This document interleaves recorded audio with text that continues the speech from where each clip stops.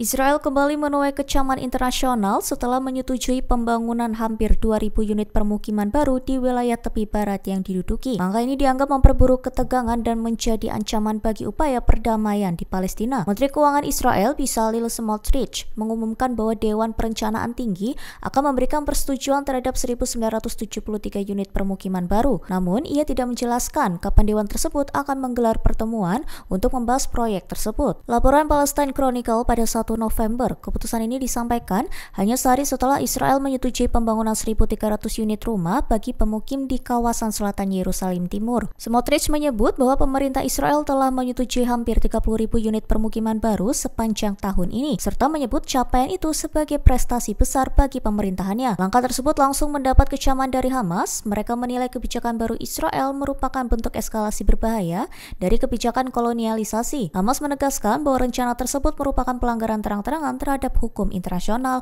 serta resolusi Perserikatan Bangsa-Bangsa yang secara tegas mengkriminalisasi pembangunan permukiman di wilayah pendudukan.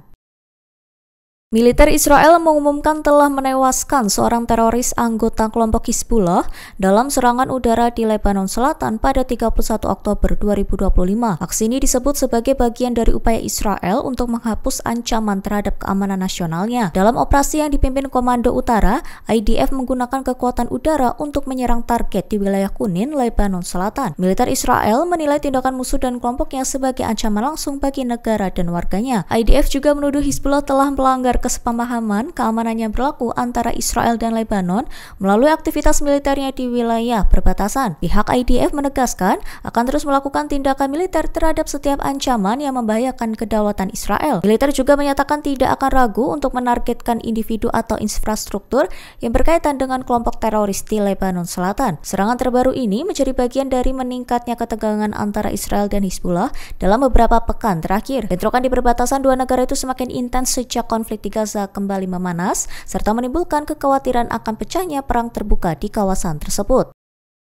Pejuang Palestina menyerang pasukan pertahanan Israel atau IDF yang merobohkan terowongan di Gaza pada Selasa 28 Oktober. Namun Hamas mengklaim serangan itu bukan berasal dari fraksinya. Adapun pejuang Palestina itu telah berbulan-bulan bersembunyi di terowongan sebelum menyerang Israel. Media Israel melaporkan pejuang Palestina itu cukup lama bersembunyi di terowongan yang berada di lingkungan Al-Janina. Adapun wilayah itu berada di bawah kendali Israel. Kemudian pejuang Palestina itu melakukan serangan ke pasukan Israel yang menggunakan alat berat. Diduga pasukan Israel menggunakan alat berat itu untuk menghancurkan terowongan di Gaza. Pasalnya terowongan yang digunakan untuk sembunyi pejuang Palestina itu mulai runtuh. Itulah yang menyebabkan pejuang Palestina keluar dan menyerang pasukan Israel. Di satu sisi Hamas tegas membantah serangan tersebut di tengah gencatan senjata, sementara Israel melaporkan satu tentara cadangan tewas akibat serangan musuh. Tentara cadangan Israel itu tewas ditembak saat mengendarai alat berat.